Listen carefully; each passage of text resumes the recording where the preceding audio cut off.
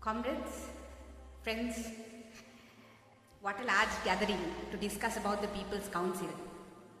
I think it shows the interest we all have in establishing a body, a space outside what we have believed to be a democratic structure, a parliament. I want to start off my speech by repeating what Comrade Lahiru just said when he spoke. The Golfest protest was a gathering of many people who would otherwise not be considered as political. They were people who were engaging in ordinary day-to-day activities. And this year, for whatever reason, due to economic repression by the state, they came together in Golfest and they stayed there. They occupied the space, a space which was until that point relegated to the business elites. Large hotels have been built.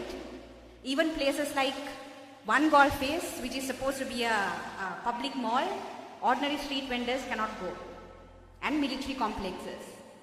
So this elite space was occupied by very ordinary people who don't have political power, and they stayed there for several months. And they said, this space is your space, but this space is also our space, and you will not make us go. And as Comrade Lahiru was saying, many people said, people just gathered in Golfest, jobless people, they were just sitting there talking and so on. But what did these people do? Day and night, they debated political ideas. What does it mean to have power beyond parliament? What does it mean to exercise democratic rights? What does it mean for people to have sovereignty? What does it mean to have political power of the people, which is not just restricted to or relegated to elections? So despite the fact that many people think that People's Council was a body which came after the Golfest struggle or the Golfest occupation came to an end in July, that was not so. This idea was mooted and debated and reflected by the people who occupied Golfest and people outside Golfest also since April this year. And as a consequence of that, today we have this large gathering. So what does the People's Council say? What is the idea of the People's Council? The People's Council says, yes, we do elect 225 people to Parliament, but our post-independence history had shown us that people get elected to Parliament, but after they get elected to Parliament, they forget why we elected them to Parliament. They pass legislation and laws and policies which is against the interests of the people. Who passed the PTA? The Parliament. Who passed the Single Only Act? Who passed the PTA? The Parliament. Who passed the Single Only Act? The Parliament. Who passed land legislation and micro money recovery acts? The Parliament. Dispossessing minorities, dispossessing the poor, dispossessing women. And the Parliament continues to do this. Most recently, they have also mooted a Rehabilitation Bureau bill. So once the 225 people get elected to Parliament, they forget why they are elected to Parliament and they start acting undemocratically. And to date, we have not had a citizens' movement, a citizens' body, which will hold these 225 people accountable to why we voted for them, for why we elected them to power.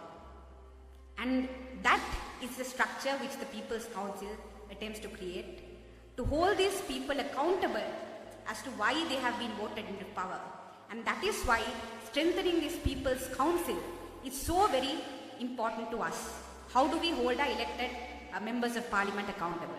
And what does the fundamental principles and policies of this People's Council say? It says that we need to debate race, sexuality, gender, class contradictions. We need to create policies which will promote the rights of minorities, which will promote the rights of women, the LGBTQ communities, the working class. It says the Sri Lankan wealth, the common property of our people, the common wealth of our people should belong to the people and should not be sold away at the whims and fancies of the executive. It says we need to look into structures and mechanisms which do not concentrate powers in individuals like the executive presidential system, but we need to have a democratic ruling mechanism in Sri Lanka. So this is what the People's Council say, and this is what my comrades and friends who have gathered for the last several months every Sunday. For several hours, they have debated and discussed. And today, we have the culmination of that, is what we have this event today. And I hope this People's Council, this is the start of a more strengthened People's Council. This is the start of regionalized People's Council, and more People's Council forming in other regions, where regional problems will also be discussed. It should not only be concentrated in Colombo. And I hope that the People's Council becomes a space where our elected representatives in Parliament. You remember the satyagraha we had soon after Gotabaya Rajapaksa went home. We had a satyagraha and we said, do not vote Ranil Wickremesinghe to power, because we know what he will do. And 134 people ignored the requests of the people and voted Ranil Wickremesinghe to power. And from that day to this day, he has been oppressing us. So we should not have a repeat of this.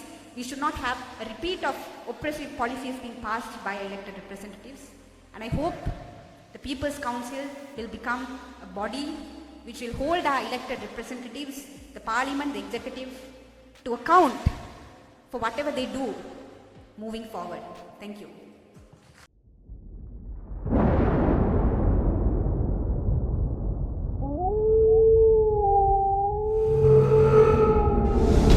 The News Reporter. වාරණයෙන් තොර අපක්ෂපාතී වාර්තාකරණය.